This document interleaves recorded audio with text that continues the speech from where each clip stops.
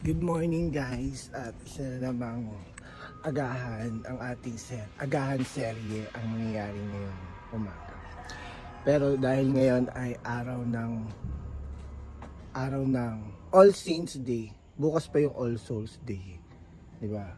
Pero uso na yung mga kwentong kababalaghan at kwentong kinatatakutan. Ayun. So ito share ko lang. Utang in, tumatayo yung balahibo ko, Mi. Huwag ko na kaya kwento, Mi. Hindi. Ito, dati, galing akong school nito.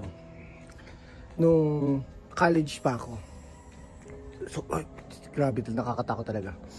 Kasi nagdodorm ako sa Manila. Umuwi ako ng Friday para maglaban ng damit, no? Monday to Friday nasa Manila ako, tapos uwi ako ng Cavite. Pagdating ko, sumasakay ako sa Loton.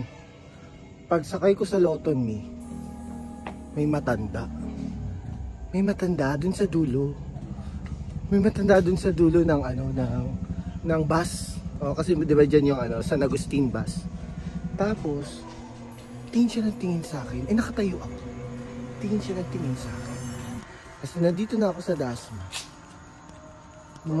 Bumaba siya. Sabay kami bumaba. Tapos alam mo, sabi niya sa akin. Sabi niya sa akin, Mi, walang almusal. Sarado po. Bakit hindi magtitinda? Kasi November 1. O, ayun na nga. Balik tayo. Bukas na yung pandesal. Nung sabay kami bumaba, diyan sa Salitran, sabi niya sa akin, ingat ka. Tanda na. Actually, kamukha nga siya ng lolo ko. Nung naglalakad na ako, hanap ako jeep, no? Kasi sa Litran, from Salitran, sakay ako ng Area C.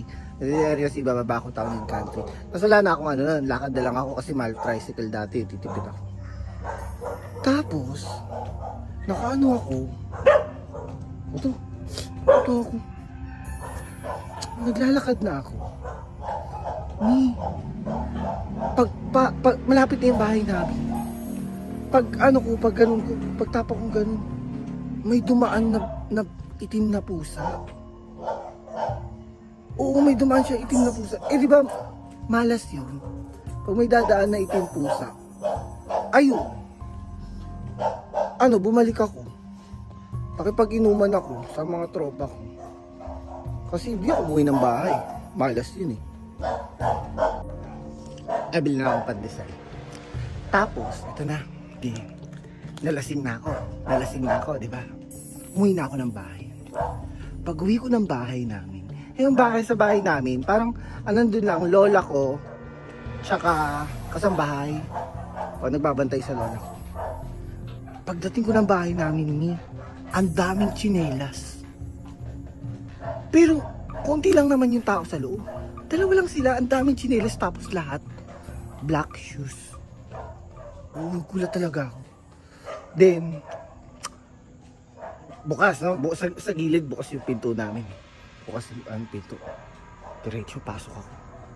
Pagpasok ko dun, nakita ko yung lamesa. Ayan na yung pandesal. Bili muna tayo. Ayan. Saan ako? Ayun. Pagpasok ko, kasi kusina agad yun eh. Pagpasok ko, nakita ko yung lamesa namin. Merong alam mo yung takluban ng ulam? Yung para hindi langawin. Merong takluban ng ulam.